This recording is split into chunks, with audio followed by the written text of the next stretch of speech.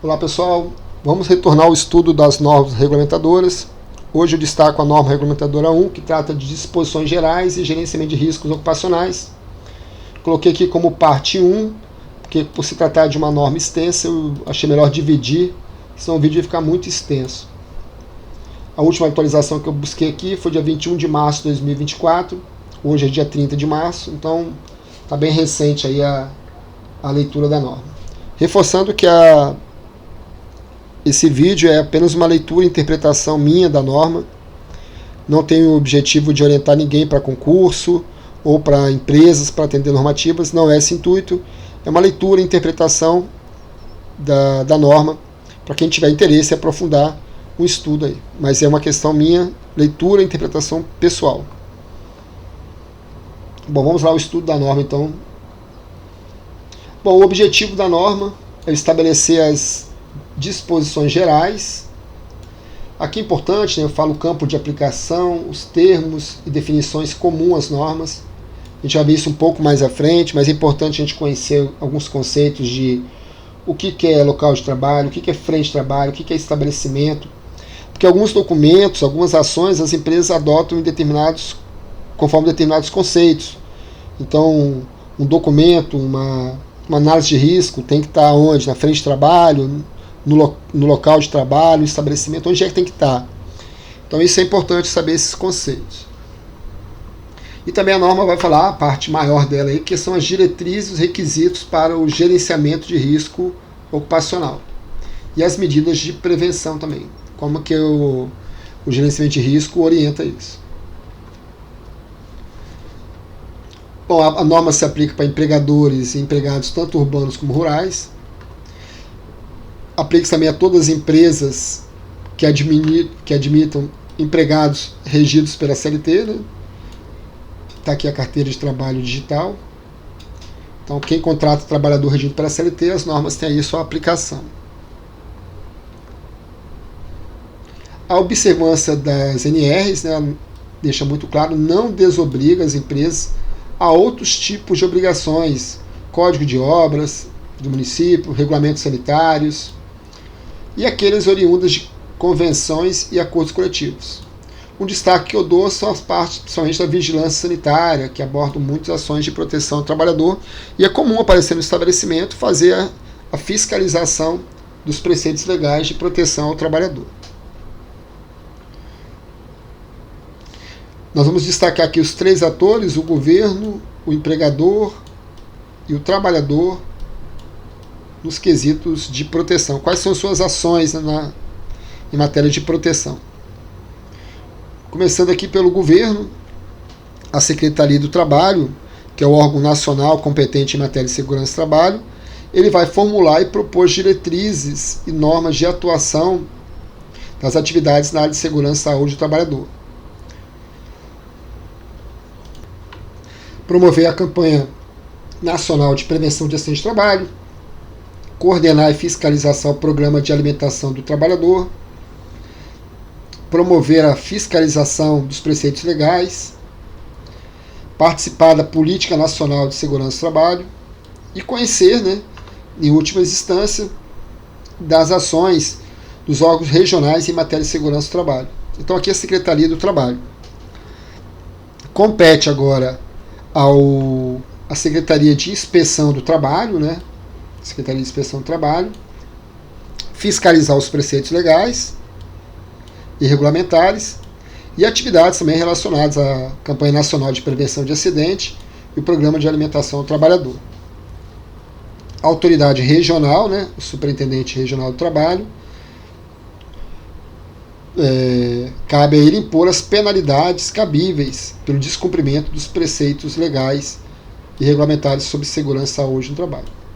Um órgão que não está aqui descrito, né, mas que contribui muito no país nas ações de prevenção é a Fundacentro, que é um órgão braço técnico aí do Ministério do Trabalho, sempre com pesquisas, estudos, campanhas de divulgação de prevenção de acidentes de trabalho, que contribui bastante aí para o país. Então o governo aqui nessas duas esferas está na questão da fiscalização, né? Principalmente a fiscalização dos preceitos legais, né? E outras atribuições.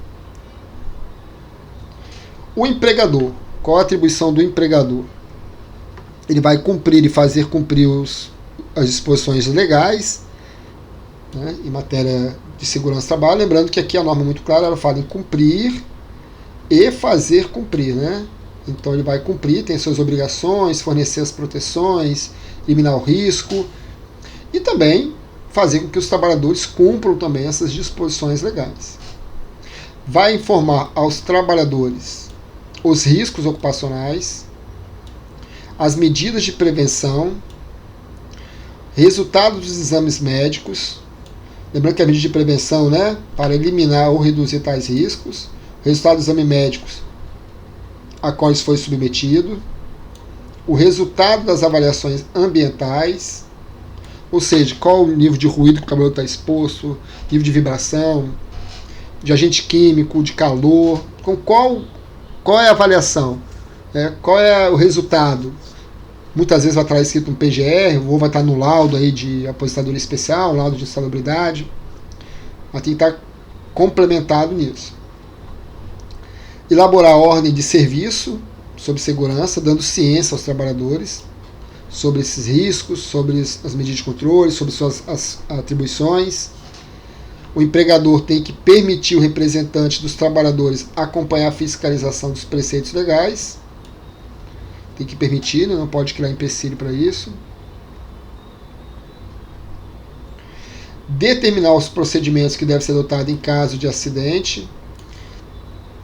Ou seja, quando o trabalhador sofre uma lesão, um acidente, como que ele comunica, como que é registrado, quem faz o registro, como que é feito o registro, onde são verificadas as informações e até o atendimento do trabalhador, né, principalmente isso, como que é atendido o trabalhador, como que é informado, né, dentro da empresa esse evento, e também a análise das suas causas. Então, teve acidente, está lá como que a empresa vai adotar e como que vai ser feita a investigação. Disponibilizar a inspeção do trabalho, todas as informações, implementar medidas de prevenção, ouvindo os trabalhadores, aqui é muito importante, tá? Muito importante. O trabalhador tem que ser ouvido aí nessas questões aí de proteção ao trabalhador, tem que participar disso, tem que ser ouvido. E as medidas de proteção tem que seguir uma seguinte ordem de prioridade. Primeira coisa que tem que fazer, tem que ser pensado no ambiente de trabalho, eliminar o fator de risco. Ou seja, se eu estiver num ambiente que tiver muito ruído, por exemplo, tem uma máquina que emite muito ruído naquele ambiente, a primeira coisa que tem que passar quem está responsável pela empresa é como que eu vou eliminar. Existe forma de eu tirar essa máquina, eliminar essa atividade? Como que eu posso adotar? Qual a ação que eu posso acabar com esse fator de risco? Então o primeiro caminho é esse. Quando eu não consigo, não tem jeito, eu preciso dessa máquina, essa máquina faz parte do processo. Opa, então eu tenho que adotar agora uma forma de minimizar esse risco. Vou adotar medida de controle coletiva. Tem como eu enclausurar essa máquina? O ruído existe, a máquina existe ali, mas é que eu vou enclausurar ela. Eu vou colocar ela dentro de um sistema fechado ali, em que o ruído vai ficar ali dentro, ali naquele ambiente, não vai atingir o trabalhador. Então esse é o segundo caminho. O risco existe, mas está ali de uma forma controlada, uma proteção coletiva, que protege todos os trabalhadores. Não tem como, é impossível, não tem jeito, a máquina precisa estar ali. Então eu posso adotar uma medida administrativa ou de organização de trabalho em que, por exemplo, o trabalhador fique menos tempo possível naquele ambiente. Eu reduzo o tempo exposto dele. A gente consegue visualizar isso mais fácil, por exemplo, no risco de calor. Então você faz a medição, viu que é risco para o trabalhador, você reduz o tempo de trabalho dele. O cuidado que assim, né, quando você reduz o tempo de trabalho dele, você vai colocar outra pessoa para fazer, você vai ter mais gente exposta a risco. Mas é um caminho, né? E por último, usar a proteção individual. Então quando a pessoa usa o EPI, né, pressupõe que o risco existe, a proteção coletiva não foi suficiente, as medidas de organização não surgiram efeito, aí eu vou estar usando a proteção individual. Então, essa ordem de prioridade importantíssima que deve ser atendida. A norma incluiu, recente também, mais de um ano aí, eu acredito, que as empresas obrigadas a constituir CIPA, Então a empresa é obrigada a constituir CIPA, e essa atribuição aqui não é uma atribuição da CIPA, até uma atribuição da empresa, que eu vou falar agora. A CIPA vai, essas atribuições que a empresa é obrigada, a CIPA vai contribuir na divulgação para os trabalhadores. Então, que quando a empresa tem uma CIPA, ela tem que incluir regras de conduta e respeito ao assédio sexual e outras formas de violência. Pessoal, esse é um tema muito importante, muito destaque. Diversos trabalhadores, principalmente os trabalhadores brasileiros, sofrem muito com a questão do assédio, outros tipos de violência dentro de uma empresa, e precisam ter regras de conduta para isso, com ampla divulgação aos empregados e empregadas. Fixar o procedimento para recebimento e acompanhamento de denúncia, para apuração dos fatos. Quais são as sanções administrativas, né, aos responsáveis diretos e indiretos pelo atos de assédio sexual e de violência.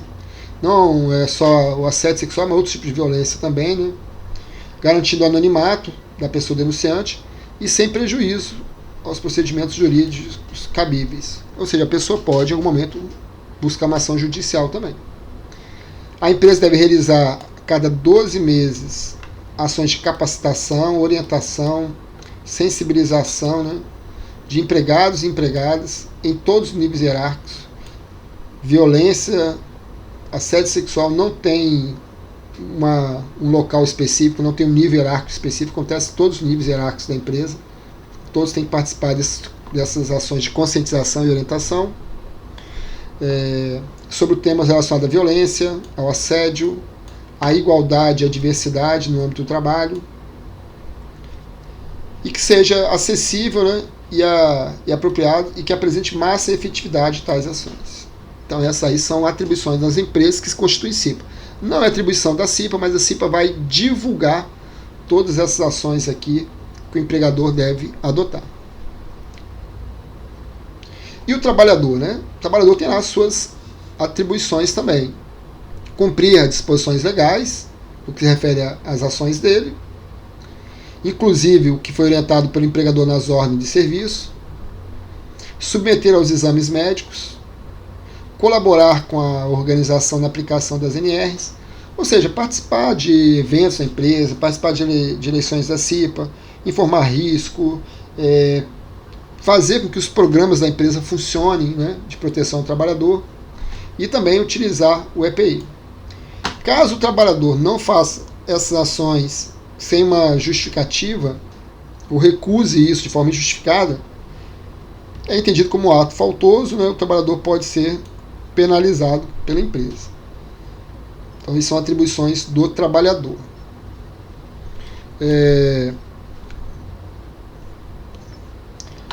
Esse aqui, o tópico, né, quando o trabalhador pode interromper suas atividades quando constatar uma situação de trabalho onde houver, a seu ver, a norma alterou agora em 2024, colocou por motivos razoáveis, né, envolva situação de risco grave e iminente. Então cabe ao trabalhador, diante de uma situação em que ele perceba, por motivos razoáveis, um risco grave e iminente, cabe a ele parar a atividade e informar o seu superior hierárquico. Ou seja, ele para a atividade e informa o superior hierárquico imediato. O empregador só não pode exigir o retorno dos trabalhadores às atividades enquanto não forem adotadas medidas corretivas. Lembra que a gente está falando de uma situação de grave e iminente risco, né? Não tem nenhuma relação aqui, pessoal. O conceito do risco, de situação de grave e iminente risco, é o conceito da NR3 lá. Mas o trabalhador para a atividade na sua percepção, tá? O que a NR3 diz, como que o auditor fiscal vai fazer para identificar, é uma outra aplicação. Nesse caso aqui é a percepção do trabalhador. A percepção dele. O que ele está observando aí de situação de risco grave e iminente. E ele tem que ser protegido dessas ações, né? Deve ser protegido de consequências injustificadas em decorrência da interrupção. Então, se ele parou, essas consequências que tiver, não pode ser, tem que estar protegido disso. O trabalhador deve comunicar ao seu superior hierárquico da situação que envolve risco grave e iminente para a sua vida, bem como de terceiros. Tá? Então não é só para ele também. De terceiros também, se ele observar, ele vai adotar a mesma ação.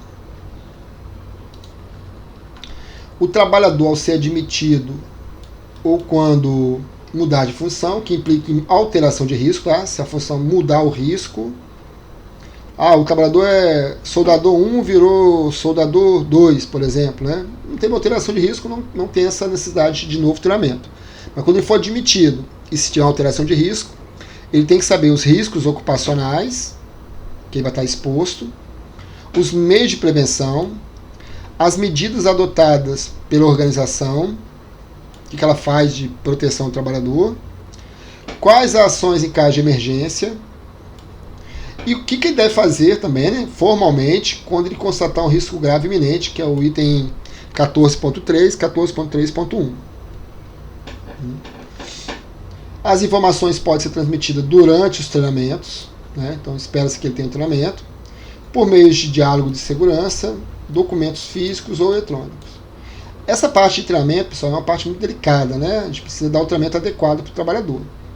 Então vamos lá, o trabalhador ele sai de uma tarefa administrativa para uma área de produção, com vários riscos diferentes. Então está lá dentro de um treinamento específico. Eu não vou incluir essas orientações no diálogo de segurança, que é um treinamento curto. Né? Não vou só num documento físico para ele informar o risco. Talvez desenvolver uma prática de trabalho para ele.